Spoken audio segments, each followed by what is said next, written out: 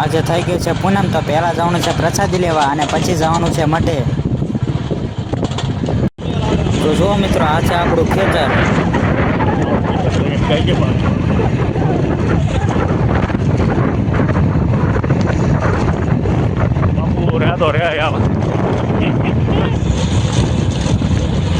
તો જોઈ લો મિત્રો, પછી આડો માર્ગ આવી ગયો તો પાણી ભર્યું હતું બહુ ઝાઝું.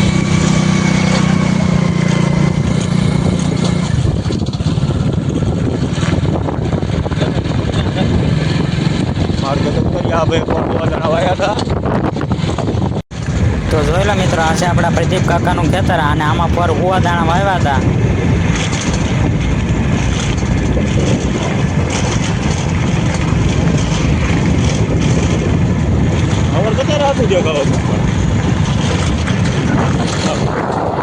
તો મિત્રો, અમે મીઠા પર પહોંચી ગયા અને જોઈ લો પછી અમે લીંબુ વીણતા હતા, એ તમને આગળ બતાવું છું.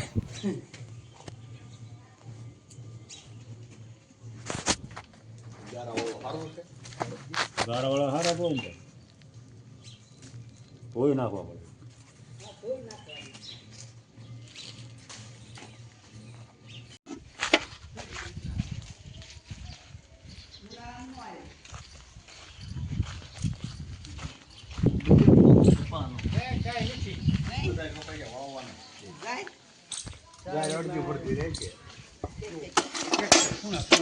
તો પછી જો મિત્રો, આપણે અહીંયા ફાઇનલી પ્રસાદી લેવા બેસી ગયા હતા.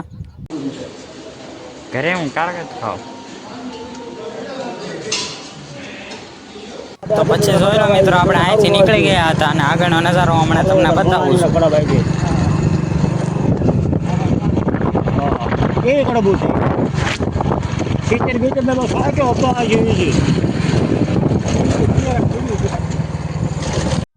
તો મિત્રો, હવે આપણે જવાનું છે મઠે, તો આપણા બ્લોગમાં બન્યા રહી ગયો.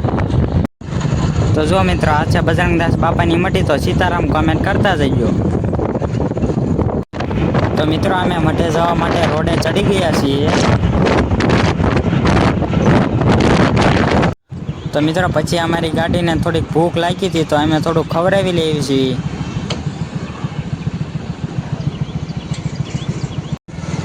તો મિત્રો, પછી અમે અમારી ગાડીને ખવડાવીને પાછા અમે રોડે ચડી ગયા. અમારે જવાનું હતું મઠે સવાઈનગર.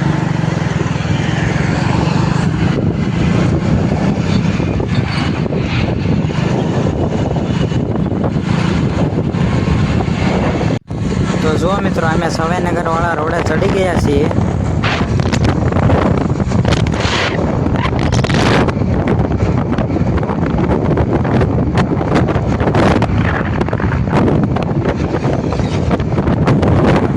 પછી જો અમે સવાઈનગરમાં પહોંચી ગયા અને આ છે સવાઈનગરના રોડ.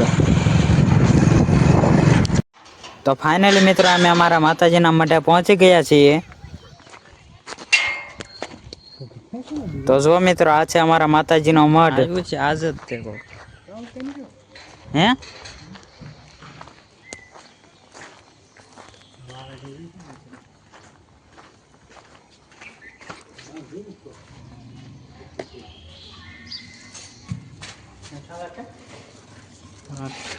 તો પછી જો મિત્રો, મારા પપ્પા શ્રીફળના ચાલા કાઢતા હતા.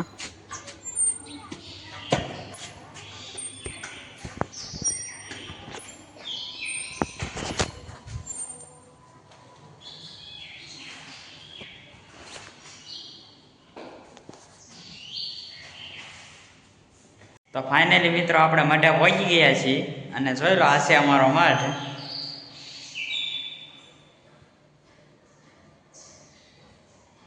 અને બહાર રાંધણમાંની દેરી છે, હું તમને બતાવું છું.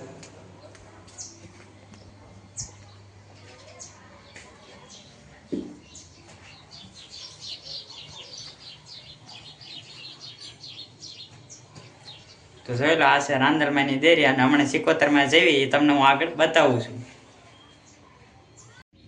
તો જો મિત્રો, આ છે અમારા સિકોતર માતાજીનું મંદિર.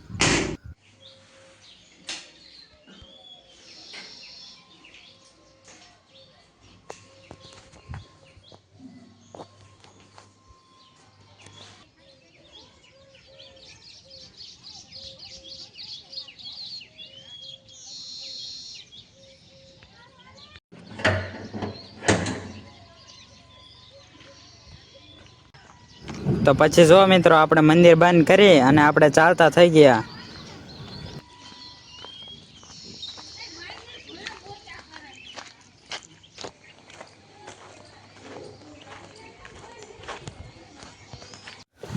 તો જો મિત્રો પછી આપણા કાકાને માટે આવી ગયા હતા.